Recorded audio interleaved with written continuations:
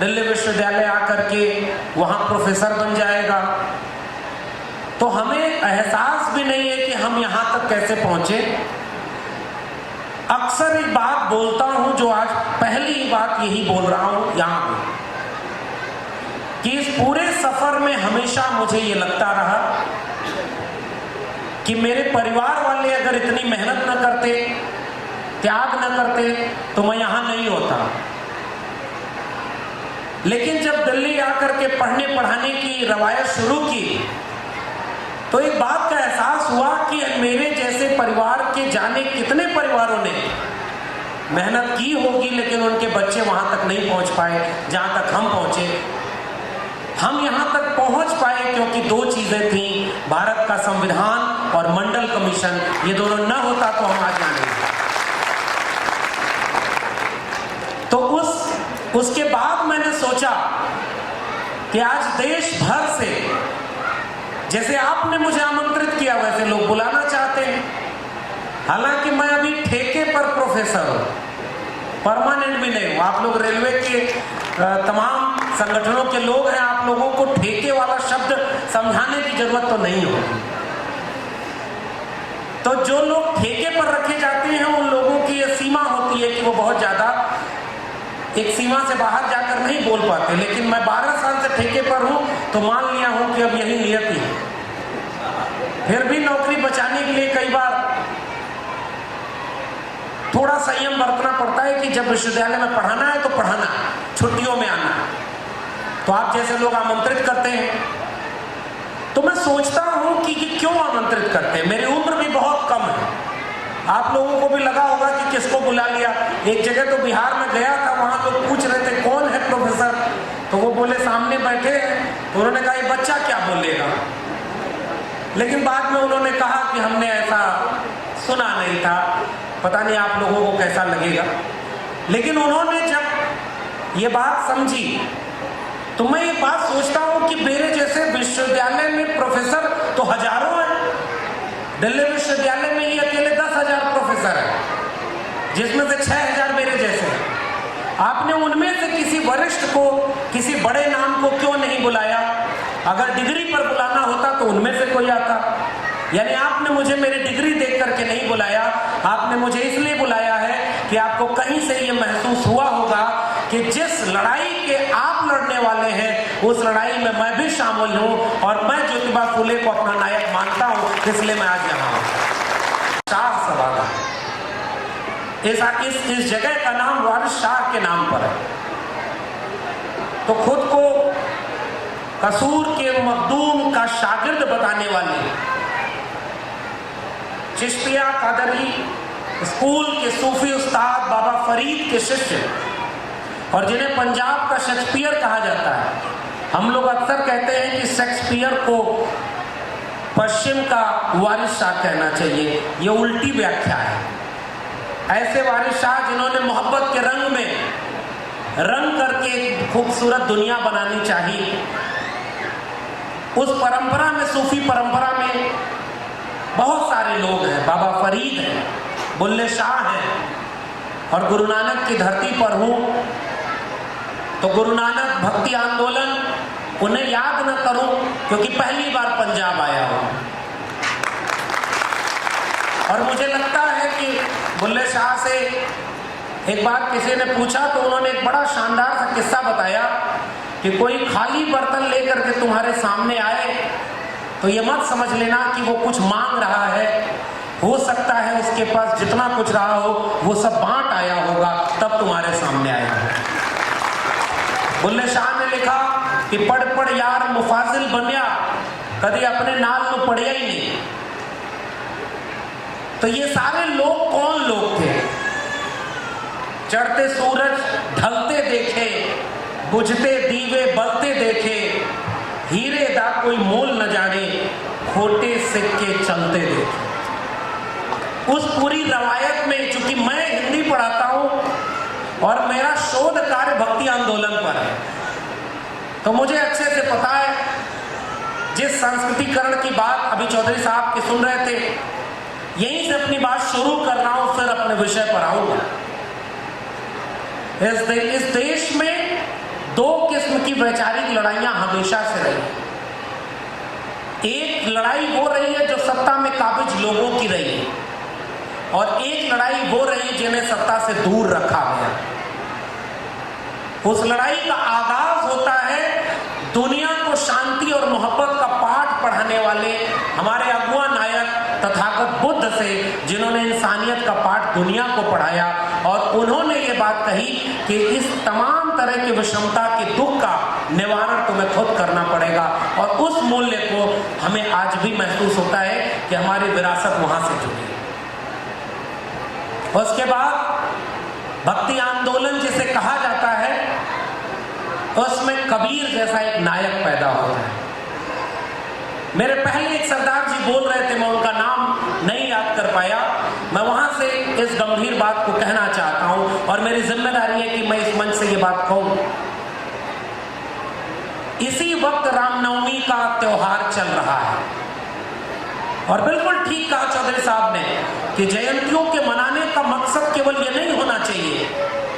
हालांकि सर, जिनकी जयंती मना रहे हैं हमारे, तो बहुत सारे लोग इनको जानते भी नहीं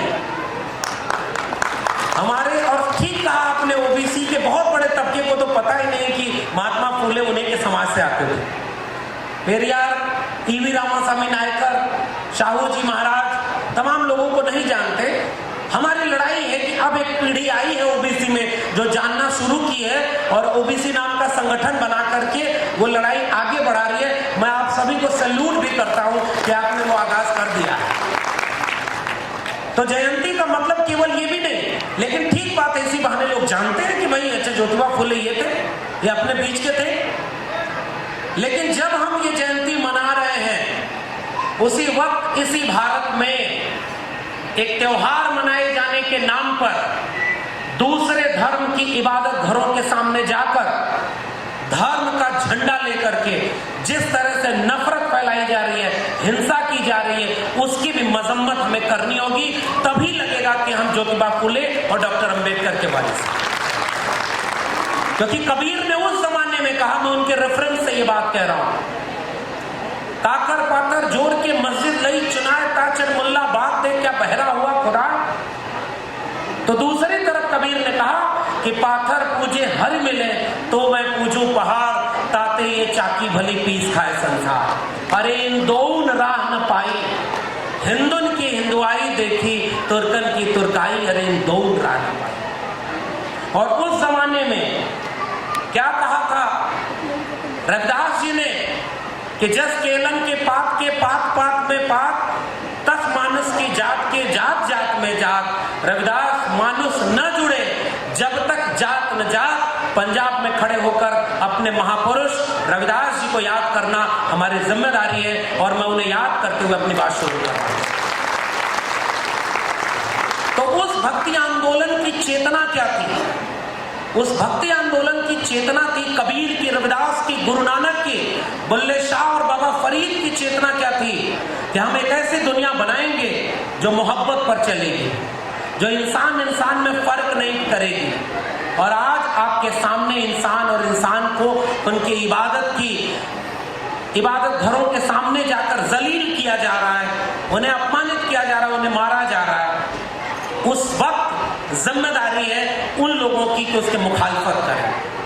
और तब इन सारे लोगों ने जो बात कही, रविदास जी ने लिखा कि मस्जिद सो कुछ घिन नहीं, मंदिर सो नहीं प्यार, दोए मह अल्लाह राम नहीं, कह रविदास चमार। उन्होंने तो खुल के कहा कि इन दोनों में कोई है नहीं, हम तो वो लोग हैं जो इसको मानते ही नहीं। कबीर ने कहा मोको कहाँ ढूंढे रे बंदे, मैं तो तेरे पास में, ना मैं मंदिर ना मैं मस्जिद ना कबे कैलाश में, ना मैं जप में ना मैं तप में, ना मैं व्रत उपवास में, खोजी हो तो तुरते मिली हो पल भर की तलाश में।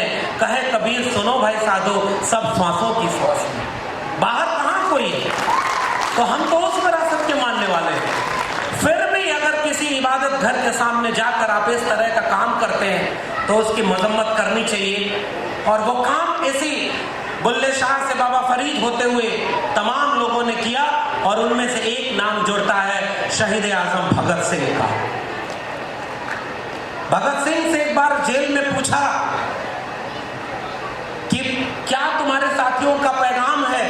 क्या योजना है, तो उन्होंने एक शेर लिखा था, उनकी ये जिद कि नया तर्जे ज़फ़ा क्या है, मेरा ये शौक कि देखे सितम की इंतहा क्या है।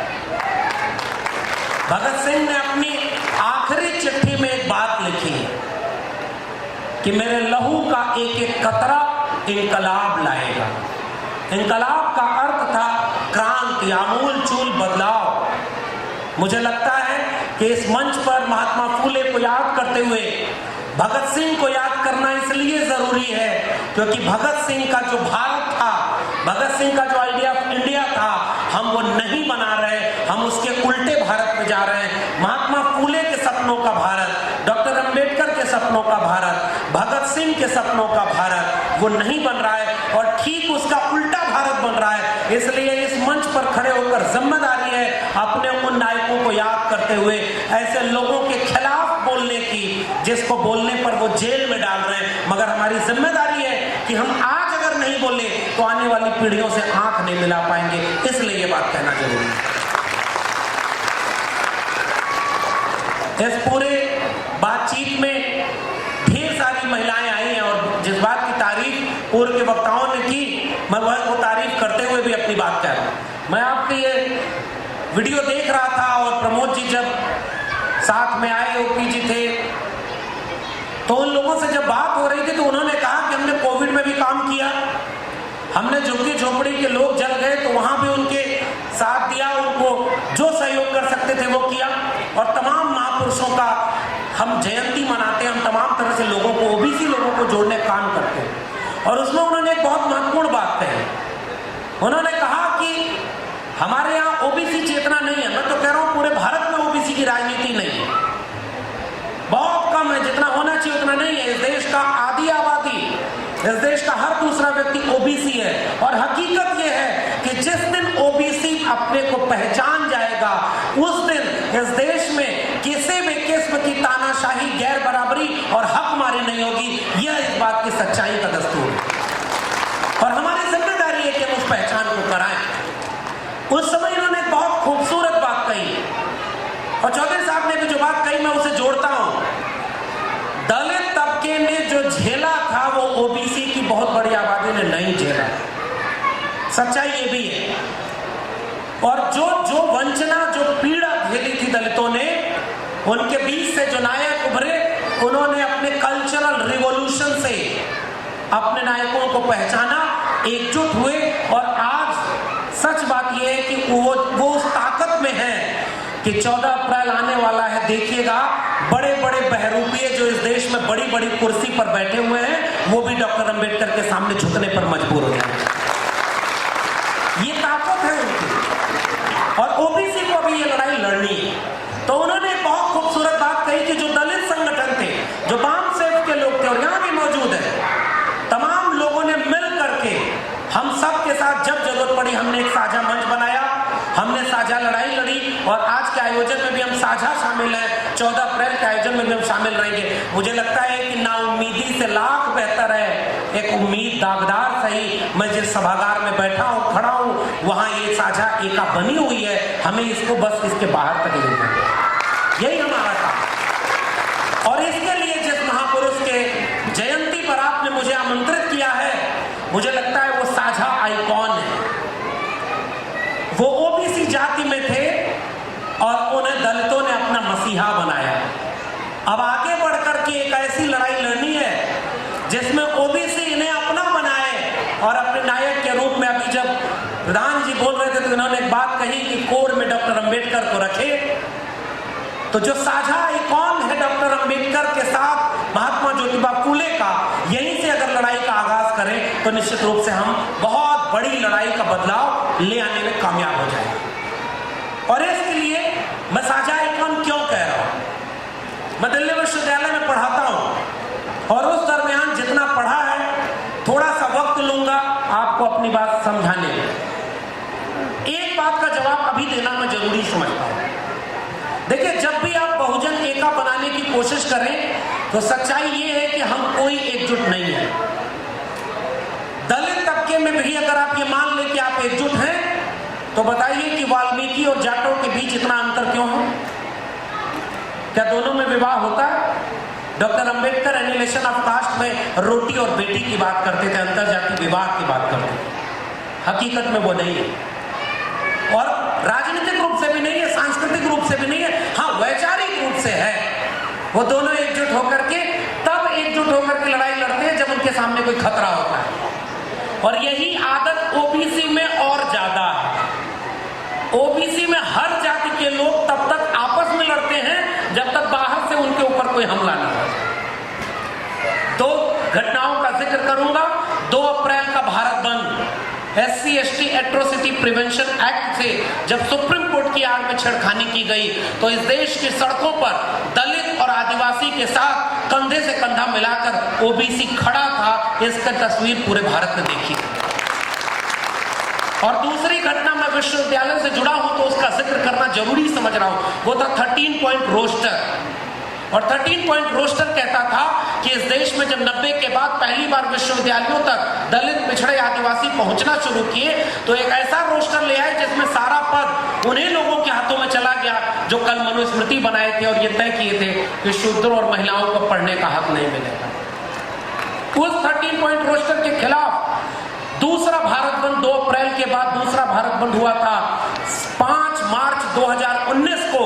और उस दिन भी इस देश के 85 से 90% दलित, पिछड़े, आदिवासी, कमेरा लोग एकजुट होकर के इस देश की सड़कों पर इकट्ठा हुए और 7 मार्च 2019 को दोबारा 56 इंच की सरकार को झुकने पर मजबूर कर दिया। पहले कार्यकाल में 2 बार उसको झुकाया। तो ऐसा भी नहीं है कि कोई एकता नहीं है हम में, एकता है लेकिन उतनी नहीं है जितनी होनी चाहिए। अब वो एकता क्यों नहीं है, इसकी पहचान मैं महात्मा फूले की कहानी से शुरू करता हूं। महात्मा फूले अपने प्रिय मित्र की शादी में बारात में जा रहे थे, नाचते गाते। अचानक कुछ लोगों के सर, चूंकि सरकारी अधिकारी हैं तो जहां वो नहीं बोल पा रहे थे वहां मैं खुल के बोलता हूं, क्योंकि मैं किस पर प्रोफेसर हूं? ठेके पर प्रोफेसर हूं। मुझे हालांकि डर होना चाहिए कि मेरी नौकरी पता नहीं दिल्ली पहुंचूंगा तब तक रहेगी या नहीं, लेकिन अब इतना डर है नहीं। क्यों? क्योंकि हमसे पूरे हालात में तो हमारे पुरखे लड़े थे। जब वो नहीं डरे तो हम क्या डरेंगे? इसलिए सच बात कहनी जरूरी। तो किस्सा क्या है कि ब्राह्मणों का एक समुदाय उस बारात में चल रहा था। ज्योतिबा फूले के मित्र ब्राह्मण समाज से आते थे और ज्योतिबा फूले भी कम उम्र के थे, नाचते गाते बारात में जा रहे थे। अचानक जब ब्राह्मणों की नजर उस पर पड़ती है तो वो एकदम चौंक करके कहते हैं, ये शूद्र हमारे साथ बारात में कैसे चल रहा है? और तुरंत वो कहते हैं कि अरे भाई मेरा प्रिय मित्र है, मैं उसकी बारात में चल रहा हूं। उन्होंने कहा नहीं, ये तो घोर अनर्थ हो गया, पाप हो गया, इसे तत्काल यहां से बाहर करो। और उनको उनकी बारात से निकाल करके भगा दिया। तो ज्योतिबा फूले अपने घर लौटकर आए और उनके पिता जो खूब धर्म भीरू थे, पूरे हिंदू संस्कार और धर्म के मानते थे, वहां जाकर अपने पिता से पूछते हैं कि मेरे साथ ये घटना हुई। उनके पिता ने कहा कि खुशकिस्मत हो कि उन्होंने तुम्हें मारा नहीं, तुमने तो धर्म के विरोध में काम किया, क्यों ऐसा किया? तो ज्योतिबा फूले पूछते हैं कि हमने ऐसा क्या किया, हमें तो पता ही नहीं। तो उन्होंने कहा कि तुमको पता नहीं कि तुम शूद्र हो, तुम ब्राह्मण के साथ एक साथ बारात में नहीं जा सकते। ये तो वहां भी पता नहीं था, लेकिन उन्हें जब पता चला तो उसके बाद जो सर ने 3 बातें कही ना, वो काम उन्होंने किया। दूसरी घटना, जब स्कूल खोला, स्कूल खोलने पढ़ाई छूटी, अंग्रेजी मीडियम में पढ़ाई किया। ज्योतिबा फूले ने, उनके पिता ने पहले पढ़ाई छुड़वा दी क्योंकि स्कूल से भी शिकायत आ गई कि ये किसको तुम स्कूल में एडमिशन करा दिया, स्कूल से छुड़वा दिया। दोबारा जब फादर लिजिट और दूसरे सज्जन थे, उनका नाम मैं भूल रहा हूं, उन दोनों लोगों ने जब उनको गफ्फार बेग मुंशी, तो गफ्फार बेग और फादर लिजिट किसके बच्चे को स्कूल भेजने की काम बात कर रहे हैं? ज्योतिबा फूले का। इस देश को जो राम प्रसाद बिस्मिल और अशफाक उल्लाह खां की साझी विरासत से बना हुआ था, आज कुछ लोग एक सिनेमा बनाकर जहर फैला रहे हैं कि इस देश में 80% लोगों के दुश्मन 20% मुसलमान हैं। ये बात यहां से समझिए कि गफ्फार बेग मुंशी और फादर लिजिट ने मिल करके कहा कि ये ज्योतिबा फूले बहुत प्रतिभावान बच्चा है, इसको स्कूल जरूर भेजो। दोबारा ज्योतिबा फूले स्कूल में जाते हैं और तब अपनी लड़ाई और पढ़ाई दोनों पूरी करते हैं। उस देश में नफरत फैलाई जा रही है। और उसके बाद उसी समय मौका मिलता है तो फ्रेंच रिवॉल्यूशन और अमेरिकन रिवॉल्यूशन पढ़ करके ज्योतिबा फुले ये बात समझते हैं कि हमारे देश में गुलामी तब तक नहीं जाएगी जब तक हम गुलामों को गुलामी का एहसास नहीं कराएं। और तब ज्योतिबा फुले ने स्कूल जब खोला तो दूसरी घटना उनको, और जब उनके घर पर जाकर शिकायत की कि आपका बेटा और उसकी बहू दोनों धर्म विरोधी काम कर रहे हैं, तो ज्योतिबा फुले को उनके पिता ने कहा कि तुम्हारे पास विकल्प है, या तो स्कूल चुनो या अपना घर। हम आप होते तो अपना घर चुनते। ज्योतिबा फुले अपनी पत्नी के साथ स्कूल चुनते हैं, और स्कूल न चुने होते तो आज यहाँ तस्वीर पर ज्योतिबा फुले नहीं होते। उन्होंने स्कूल चुना, इसलिए हमारे जहन में जिंदा है। तो ये बदलाव वहां से आया, और उस बदलाव में उन्होंने नवजागरण की जो मशाल जलाई। 2-3 छोटी छोटी बातें कर रहा हूं। जिस दौर में महात्मा फुले थे, अब चूंकि मैंने महात्मा शब्द का जिक्र किया तो एक किस्सा और सुनिए। मैं हिंदी साहित्य पढ़ाता हूं, इसलिए थोड़ा किस्सों में ही बात करूंगा। मैं कोशिश करूंगा कि भाषण न दूं। एक किस्सा क्या है कि 1932 के आसपास जब डॉक्टर अंबेडकर भी गोलमेज सम्मेलन जा रहे थे तो गांधी से मिलने जाते हैं। तो गांधी 1931 की, अगर मैं देख भूल रहा हूं तो 1931 की बात होगी। तो बड़े देश भर में चर्चा थी कि कौन है ये भाई, महात्मा गांधी हैं। तो डॉक्टर अंबेडकर ने जाकर के उनसे कहा कि इस देश में जाने कितने महात्मा आए और धूल उड़ाते चले गए, लेकिन इस देश के वंचितों शोषितों का कोई न्याय नहीं हुआ। इस देश में अगर कोई महात्मा था तो एक थे महात्मा ज्योतिराव गोविंदराव फुले, और दूसरा कोई नहीं। डॉक्टर अंबेडकर ने इसीलिए कहा कि मैंने अपने जीवन में शिक्षा और पढ़ने और लड़ने दोनों की ताकत, और उन्होंने 1954 में पुंडरपुर जो है, पुरंदरपुर मुंबई के भाषण में उन्होंने, डॉक्टर अंबेडकर ने खुल के कहा कि मेरे तीसरे गुरु हैं ज्योतिबा फुले। पहले गुरु तथागत बुद्ध, दूसरे गुरु कबीर और तीसरे गुरु महात्मा फुले। तीनों में से कोई दलित नहीं था। और हम ये देखते हैं कि डॉक्टर अंबेडकर तो दलितों के नेता हैं। एक ओबीसी जिसके नाम में यादव लगा है, हमारे ओबीसी लोग कहते हैं तो अंबेडकरवादी है। अरे हमसे कहो कि जिस दिन तुम भी पढ़ लोगे कि कैसा रिश्ता महात्मा फुले और डॉक्टर अंबेडकर में था, कैसा रिश्ता डॉक्टर अंबेडकर और पेरियार में था, जो रिश्ता डॉक्टर लोहिया और डॉक्टर अंबेडकर में था, अगर उसको पढ़ लो तो पेरियार लोहिया सिंह यादव ने उत्तर भारत में डॉक्टर अंबेडकर की किताबों का अनुवाद कराया चंद्रिका प्रसाद जिज्ञासु के साथ। ये ओबीसी का रिश्ता जिस दिन आप जान जाएंगे, इस देश की आधी आबादी के ओबीसी मान लेंगे कि ये सारे हमारे नायक हैं, कोई दलितों का मसीहा नहीं, ये तो 90% कमेरा लोगों के मसीहा है। ये लड़ाई हमें लड़नी है। और यही बात मैं कह रहा हूं सर, ओबीसी के ऊपर आरोप बिल्कुल ठीक लगता है कि वो जागा हुआ नहीं है, लेकिन इसका अर्थ ये कतई नहीं कि ओबीसी ने कभी कोई लड़ाई नहीं लड़ी। महात्मा फुले, उसके बाद छत्रपति शाहू जी महाराज 1902 में जब आरक्षण लागू किया, और उस समय उन्होंने कास्ट सेंसस कराया था। इस समय ओबीसी की आबादी को पता ही नहीं कि जाति जनगणना उनके लिए कितनी बड़ी जरूरत है। 15% लुटेरे लोग, चौधरी छोटू राम कहते थे 15% लुटेरे 85% कमेरे लोगों को लूट रहे हैं। जिस दिन कास्ट सेंसस हो जाएगा, जाति जनगणना हो जाएगी, लुटेरों की संख्या पता चल जाएगी, आपको अपनी संख्या पता चल जाएगी। उसी दिन भगत सिंह और अंबेडकर के सपनों के भारत में जो क्रांति अभी अधूरी है, वो उसी दिन हो जाएगी जिस दिन लूट का हिसाब होना शुरू हो जाएगा। इसलिए ओबीसी कास्ट सेंसस जो ज्योतिबा फुले के पहले शाहू जी ने बाद में 1902 के आसपास कराया, और उन्होंने देखा कि उनके दरबार के 85 उच्च पदों में से 50 में से 45 उच्च पदों पर केवल ब्राह्मण बैठे हुए, 75 द्वितीय श्रेणी के दरबार के पदों में से 65 पर ब्राह्मण बैठे हुए।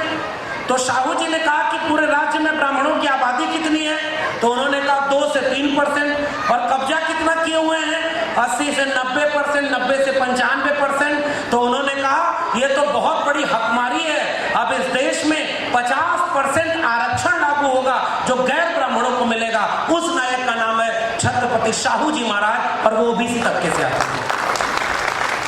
उसके बाद 1928 का जिक्र जो सर ने किया, उसी के किस्से में एक किस्सा जोड़ रहा हूं। ओबीसी तबके के एक नायक है शिवदयाल सिंह चौरसिया। शिवदयाल सिंह चौरसिया पनवाड़ी जात से आते थे। आज पनवाड़ी घरों में चौरसिया जी को कोई नहीं जानता, जैसे माली घरों में ज्योतिबा फूले नहीं जाने जाते हैं, लेकिन आज भी मैं दावे से कह रहा हूं, दलित घरों में जाइए, बाबा साहब के बगल में 2 तस्वीरें जरूर मिलेंगी, तथागत बुद्ध की और महात्मा फूले की। यही फर्क मिटाना है। सबके घरों में जब ये तस्वीरें हो जाएंगी तब ये लड़ाई अपने आप आगे बढ़ जाएगी। चौरसिया साहब ने एक सभा बनाई, आदि हिंदू सभा। तो आदि हिंदू सभा बनाकर वो ब्राह्मणों के पास गए सर, और ब्राह्मणों से कहा कि हमने आदि हिंदू सभा बनाई है, इसकी सदस्यता ले लीजिए। तो ब्राह्मणों ने कहा कि अरे हम ब्राह्मण थोड़े हैं, हम तो आर्य हैं, सुपर स्पेशल। तो चौरसिया साहब खड़े हुए और कहे कि अब तक तो हम समझते थे कि तुम भी हिंदू हम भी हिंदू, अब तो पता चला कि तुम आर्य हो, तो आज से ना हम भी हिंदू और ना हम नीचे किसी को हिंदू मानेंगे। वो पर्चा फाड़ करके वापस लौटे, depress classes league, backward classes league का गठन किया, और 1948 में लखनऊ में जब अधिवेशन हुआ तो चंद्रिका प्रसाद जिज्ञासु, पेरिया ललई सिंह यादव और ये रामस्वरूप वर्मा के साथ जब शिवदयाल सिंह चौरसिया ने उस अधिवेशन की अध्यक्षता की तो डॉक्टर भीमराव अंबेडकर को मुख्य अतिथि बनाकर बुलाया और वहां से बहुजन एकता बनना शुरू हुई। बस समस्या ये है कि ज्योतिबा फूले के जैसे शिवदयाल सिंह चौरसिया का नाम ओबीसी को नहीं पता है, वैसे ही पेरियार ललई सिंह यादव का नाम नहीं पता है। उन्होंने अपने नाम के आगे से यादव हटाया, और जब बाबा साहब वहां पर नागपुर पर दीक्षा ले रहे थे, उसी समय उनका भी मन था वहां दीक्षा लेने का, लेकिन वो नहीं ले पाए, और उन्होंने चंद्रिका प्रसाद जिज्ञासु के साथ मिलकर के उत्तर भारत में उनका अनुवाद किया, पेरियार को दक्षिण भारत से उत्तर भारत तक ले आए, और 58, 48, 49, 50 में लगातार लखनऊ में अधिवेशन हुआ, और उस अधिवेशन में बहुजन एकता बनी। 1930 में त्रिवेणी संघ बना था, और 1950-60 में आकर के उत्तर प्रदेश में अर्जक संघ बना। इन दोनों का नेतृत्व ओबीसी लोग कर रहे थे, लेकिन इनका सबसे ज्यादा विरोध भी ओबीसी ही कर रहे थे, ये भी बात कहनी जरूरी। तो त्रिवेणी संघ और इसके बाद यहाँ पर अर्जक संघ का नारा क्या था? जिसमें समता की चाह नहीं वह बढ़िया इंसान नहीं, समता बिना समाज नहीं, बिन समाज जनराज नहीं, ब्राह्मणवाद की क्या पहचान, गिटपिट बोले करे न काम, मानववाद की क्या पहचान, ब्राह्मण भंगी एक समान। ये नारा वहां दिया था, और उस समय उस नारे को अर्जक संघ के लोग भी उसी तरह से, जैसे सत्य शोधक समाज बना था और शादी विवाह की एक अलग रीति बनाई थी ज्योतिबा फूले ने, उसी तरह से अर्जक संघ अलग से शादी विवाह कराता। डॉक्टर लोहिया ने कहा, सन सोपा ने बांधी गांठ, पिछड़ा पावे 100 में 60। उस नारे को आगे बढ़ाने वाले लोग थे महामना रामस्वरूप वर्मा और बाबू जगदेव प्रसाद कुशवाहा। उन्होंने उस नारे को आगे बढ़ाया कि 100 में 90 शोषित हैं, शोषितों ने ललकारा है, धन धरती और राजपाट में 90 भाग हमारा है, 10 का शासन 90 पर नहीं चलेगा, नहीं चलेगा। जो जमीन को जोते बोए वो जमीन का मालिक होए, राष्ट्रपति है हो चपरासी की संतान, सबको शिक्षा एक समान, सबको शिक्षा सबको काम, वरना होगी नींद हराम, और सबको शिक्षा दे न सके जो वो सरकार निकम्मी है, और जो सरकार निकम्मी है वो सरकार बदलनी है। इन नारों के जरिए एक इतिहास आपके सामने पिछले 100-150 साल का है, और मैं ओबीसी होकर के ये बात हर मंच पर कहता हूं कि ओबीसी ने कुछ नहीं किया, यह गलत है, लेकिन ओबीसी को जो करना चाहिए था वो नहीं किया, यह सच है। अगर आधी आबादी के ओबीसी जिस दिन अपनी जड़ों से जुड़ जाएंगे, क्यों जड़ों से जुड़ने की बात कह रहा हूं? सच बात यह है कि ओबीसी सछूत शूद्र था, अछूत तो वर्ण बाहर थे, सर ने बिल्कुल सही समझाया। लेकिन यह भी सच है कि उनके राजवंश भी थे। खुद महात्मा फूले ने गुलामगिरी में लिखा है कि ये जो आज का छत्री है ये तब का छत्री नहीं था, खेत से छत्र बना और छत्र से छत्री बना, ये किसान कामगार जातियां थी, लेकिन आर्य जब बाहर से आए इनके सामने जो झुक गए, उनका जनेऊ संस्कार करके उन्हें राजपूत छत्री बना दिया, और जिन्होंने लड़ाई लड़ी, खेत से काम करने वाले जुड़े रहे, वो शूद्र बना दिए गए। और इसीलिए ज्योतिबा फूले 2 टर्म का इस्तेमाल करते हैं, शूद्र, अतिशूद्र, और यह बात कहते हैं, यही थ्योरी डॉक्टर अंबेडकर ने हु है शूद्रा नामक पुस्तक में भी शामिल की। तो अब दिक्कत यह है कि आज तो वो कभी मानने को तैयार ही नहीं, क्योंकि जाटों का तो राजवंश यहाँ पश्चिमी उत्तर प्रदेश और हरियाणा में था, यादवों का राजवंश मध्य भारत में था। मौर्य अपने को अशोक और चंद्रगुप्त से जोड़ते ही हैं, हर राजा से जोड़ लेते हैं। अब दिक्कत ये है कि अगर हम उन्हें ये कहने जाएं कि तुम वो छोड़ दो, तो वो नहीं मानेगा और अचानक से वो हिंदू बन करके दूसरी मस्जिद पर हमला करने जरूर चला जाएगा। जड़ों से जुड़ने के लिए ओबीसी के सामने मैं एक बात कहता हूं, मेरा सुझाव उचित लगे तो मानिएगा, नहीं उचित लगे तो छोड़ दीजिए। वर्ण व्यवस्था के हम विरोधी हैं। वर्ण व्यवस्था और ओबीसी ने कभी अछूत होने का दंश नहीं झेला, इसलिए वो अपने को हिंदू बना लेता है। बाबरी मस्जिद पर पहला हथौड़ा चलाने वाला व्यक्ति एक ओबीसी था। गुजरात दंगे में पोस्टर बॉय दोनों हाथ में तलवार लेकर जो व्यक्ति खड़ा था वो मोची था। मैंने हमेशा ये बात कही है, 10 साल बाद जब उन दोनों से पूछा गया कि तुम्हें क्या हासिल हुआ इस दंगे से, तो उन्होंने कहा हमारे परिवार बर्बाद हो गए, लुट गए, और जिन्होंने बाबरी मस्जिद से लेकर गुजरात दंगा कराया वो आज इस देश में सबसे बड़ी ताकत बनकर के पूरे देश को लूट रहे हैं और अपने दोस्त अंबानी और रानी का को बेच रहे हैं। हथियार कौन बना? ओबीसी। और लाभ कौन लिया? वो 15% लुटेरे लोग। इसलिए यह बात दंगे की चोट पर कहना जरूरी है कि आप सांस्कृतिक जड़ों से जुड़े नहीं थे तो आपका इस्तेमाल हमेशा हिंदू खतरे में है उसे बचाने के लिए करना होगा।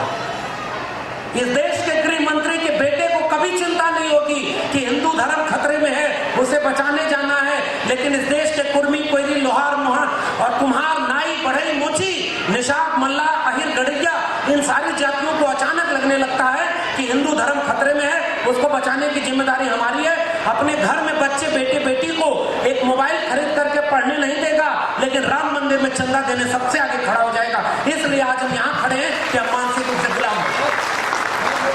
और उस गुलामी को पहचाना था महात्मा फूले ने, और इसीलिए उन्होंने अपनी पुस्तक का नाम दिया था गुलामगिरी, कि मानसिक गुलामी से आजाद हो। और वो आजादी हमें अपनी जड़ों से जुड़ करके पानी होगी, ताकि मंडल कमीशन तक जो लड़ाई लड़ी गई है ओबीसी के घर घर में, जिस दिन रामचरितमानस को बाहर करके मंडल कमीशन और गुलामगिरी केवल 2 किताबें ओबीसी के घर घर पहुंचा दीजिए, आधी लड़ाई आप उसे दिन जीत जाएंगे, ये मेरा वादा है आपसे। हम पढ़ाई से दूर हो गए और गुलामगिरी क्यों पहुंचाने की बात कर रहा हूं, 2 छोटे छोटे किस्से सुनाता हूं गुलामगिरी से। बाहर से सुनाऊंगा तो आपको चाय बेचते हुए किसी ने देखा हो, नहीं देखा हो, लेकिन रेलवे को बेचने वाला पहला शख्स आज सबसे बड़ी कुर्सी पर बैठा है, उसने रेल भी बेच दी, प्राइवेट कर दिया।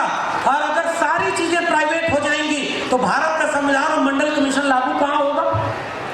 क्या अंबानी अडानी की फैक्ट्री में आपका मंडल कमीशन और संविधान लागू है क्या? क्या अशोका, गलगोटिया और लवली प्रोफेशनल यूनिवर्सिटी जो बनी है उसमें दलित, पिछड़े, आदिवासियों को रिजर्वेशन मिलता है क्या? क्या ठेके पर जो कर्मचारी रखे जाते हैं उसमें आरक्षण मिलता है क्या? रेलवे एक जमाने में वो सेक्टर हुआ करता था जो सबसे ज्यादा तादाद में वंचितों, शोषितों को नौकरी दिया करता था। लोगों की पीढ़ियां बदली हैं और आज उसे भी बेच दिया। और आखिरी में लेटरल एंट्री लेकर के आए। सर बैठे हुए हैं, उन्होंने कहा 1993 में उन्होंने यूपीएससी क्रैक किया था। मैं भी 2 अटेम्प्ट दिया, मैं नहीं कर पाया। आज बिगड़ गया हूं तो यही सब भाषण दे रहा हूं, कब जेल में चला जाऊं पता भी नहीं होता है। आईएएस बन गया होता तो सर खुल के बोल भी नहीं पाता। सर कान में बोल रहे थे कि बहुत कुछ बोलने का मन है। सर मैं आपको वाले बात भी बोल देता हूं कि हम उस नौकरी में हैं कि सब बोलेंगे और सवाल पूछेंगे कि 3 साल में 340 आईएएस तुमने लेटरल एंट्री से बनाए, हिंदू राष्ट्र बनाने की बात करते हो। मुझे एक बात का जवाब दो, उन 340 आईएएस में से कितने दलित, कितने पिछड़े, कितने आदिवासी, कितने पसमानदा आईएएस बनाए तुमने? 0। यह है उनका हिंदू राष्ट्र। ये हिंदू राष्ट्र है कि तुम लेटरल एंट्री से जितने आईएएस बना रहे हो सारे सवर्ण हैं। अब लेटरल एंट्री से प्रोफेसर भी बनाओगे तो जो हिंदू के नाम पर दंगा कराने के लिए किसका इस्तेमाल होगा? दलित, पिछड़े, आदिवासी का। मलाई कौन खाएगा? 15% लुटेरा। चौधरी छोटू राम कहते थे कि यह जंग कमेरा बनाम लुटेरा की है। भगत सिंह कहते थे कि हमें ऐसी आजादी नहीं चाहिए कि गोरे अंग्रेज चले जाएं और काले अंग्रेज बैठ जाएं। भगत सिंह ने एक लेख लिखा विद्यार्थी और राजनीति, भगत सिंह ने एक लेख लिखा अछूतों की समस्या, भगत सिंह ने जो अपना आखिरी खत लिखा है बड़े बड़े तस्वीरों में, घर जाकर लिखिएगा कि 23 साल का नौजवान फांसी के छंदे पर इसलिए चढ़ गया क्या कि एक दिन पूरे देश को प्राइवेट हाथों में बेचा जाएगा, खुलेआम मुसलमानों को दंगाई बना करके, आतंकवादी बना करके जलील किया जाएगा, दलितों को मारा जाएगा। और इसी आपके पड़ोस के राजस्थान में जितेंद्र मेघवाल नामक एक दलित नौजवान की केवल इसलिए हत्या कर दी क्योंकि उसने मूंछ रखी थी। किस बात का संविधान बचा है देश में? उत्तराखंड में सुनीता देवी एक महिला थी जो दलित जाति से आती थी, वो खाना बनाकर स्कूल के बच्चों को खिलाती थी, उसके हाथ से खाना खाना मना कर दिया और तुम कहते हो 85% हिंदू हैं और हिंदू राष्ट्र बनाएंगे। मैं एक सवाल पूछता हूं कि अगर इस देश में 52% मंडल कमीशन की रिपोर्ट के आधार पर ओबीसी है तो 52% जज, 52% वकील, 52% ब्यूरोक्रेट, 52% उद्योगपति, 52% जमीनों पर मालिकाना हक इस देश में ओबीसी का होना चाहिए नहीं होना चाहिए? आप मुझे बताइए। लड़ाई तो इस बात की लड़नी थी ना। 15% दलित, 7.5% ओबीसी एससी 1931 की जनगणना के आधार पर थे।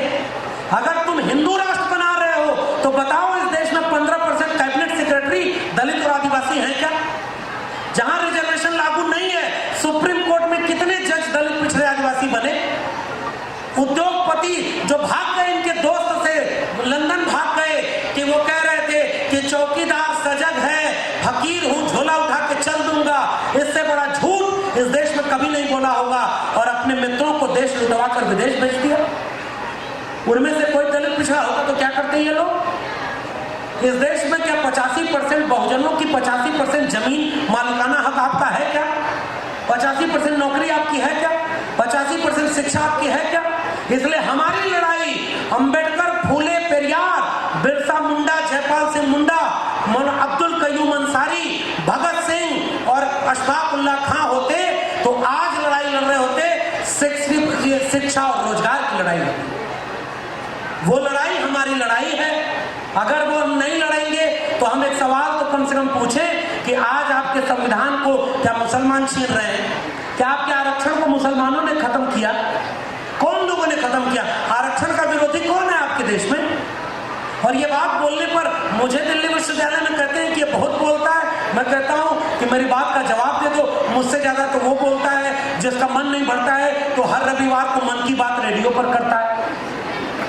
मैं तो झूठ तो नहीं बोलता ना, कम से कम वो तो खुलेआम कहता है कि मैंने चाय बनाई थी, मैंने नाली के गैस से चाय बनाई, मैंने बादल आ गया तो रडार काम नहीं होता ये बताया, महाभारत काल में इंटरनेट था, गोबर में विज्ञान ढूंढ रहे हैं। मैं ऐसा झूठ तो नहीं बोलता ना, क्योंकि मैं प्रधानमंत्री नहीं हूं, अभी एक प्रोफेसर हूं और वो भी ठेके पर प्रोफेसर। महात्मा फूले होते, ज्योतिबा फूले, सावित्रीबाई फूले आज अगर होते तो वो आज की लड़ाई को केवल इसलिए लड़ रहे होते कि वो कहते, हबीब जालिब को याद करना चाहूंगा यहां और उसी से अपनी बात खत्म करूंगा। हबीब जालिब ने उस जमाने में लिखा कि दीप जिसका मोहल्ला ही में जले, चंद लोगों की खुशियों को लेकर पले, ऐसे दस्तूर को सुबह बेनूर को मैं नहीं मानता, मैं नहीं जानता। तुमने लूटा है सदियों हमारा सुकून, अब न हम पर चलेगा तुम्हारा फुसून। चारागर दर्दमंदों के बनते हो क्यों, तुम नहीं चारागर, कोई माने मगर मैं नहीं मानता, मैं नहीं जानता। आज अगर ज्योतिबा फूले होते, आज सावित्रीबाई फूले होती तो वो ये देखकर अफसोस करते कि उन्होंने जिन लोगों की लड़ाई लड़ी 90% लोगों ने अपने बच्चों के शिक्षा और रोजगार को नहीं बचाया, तो अफसोस होता कि हमने किन लोगों के लिए गोबर और लाठियां खाई, हमने किन लोगों के लिए त्याग किया, बलिदान किया। प्लेग में सेवा करते हुए, प्लेग हुआ था, सावित्रीबाई फूले मरी थी। कोरोना में सबसे ज्यादा अगर बाहें खोलकर लोगों ने मदद की है, आपके संगठन जैसे लाखों दलित पिछड़े आदिवासियों ने की है। हमारे पुरखों ने इस हाथ से इस दुनिया को रहने लायक बनाया और आज हमारे बच्चों के हाथ से शिक्षा और रोजगार छीना जा रहा है। हम उस मुहाने पर खड़े हैं, याद रखिएगा मेरी बात। वीरेंद्र डंगवाल ने कविता लिखी थी, आपको ही जिसने सब कुछ बनाया उसी को लुटेरा बना करके उसका हक छीन लिया गया। तो उसने कविता लिखी कि क्या आप निराश होंगे? तो उन्होंने कहा नहीं, आएंगे उजले दिन जरूर आएंगे। मैं नहीं तसल्ली झूठ मूठ की देता, हर सपने के पीछे सच्चाई होती है, हर दौर कभी तो खत्म हुआ ही करता है, हर मुश्किल कुछ तो राह दिखा ही देती है। अब तक चलकर आए हैं इतने लाख वर्ष, आगे भी चल करके ही हम जाएंगे। ये महिलाएं, ये बच्चे कल को जब याद करेंगे कि हम कब गए थे, तो इनको फक्र होगा कि इनके माँ बाप ने रामनवमी के दिन किसी मस्जिद के सामने भगवा झंडा लेकर के हमला करने इनको नहीं भेजा, महात्मा ज्योतिबा फूले की जयंती में लेके आए। ये बच्चे कल आपको नाच करेंगे। आइए दिल बड़ा करें, जब मुसलमानों पर हमला हो तो उनके साथ खड़े हो, जब दलितों पर हमला हो तो ओबीसी खड़ा हो, जब आदिवासियों पर बस्तर कस्बा में हमला हो तो दलित और पिछड़े खड़े हो, और जब पूरे बहुजनों पर हमला हो तो हम 90% लोग जिन्होंने इस देश और दुनिया को रहने लायक बनाया है, आइए मिल करके इसे बचाएं, इसे लड़ाएं, तभी हमारे महात्माओं को सच्ची श्रद्धांजलि होगी। आपने मुझे आमंत्रित किया, बहुत बहुत धन्यवाद। इंकलाब जिंदाबाद, जय भीम, जय मंडल, जय संविधान।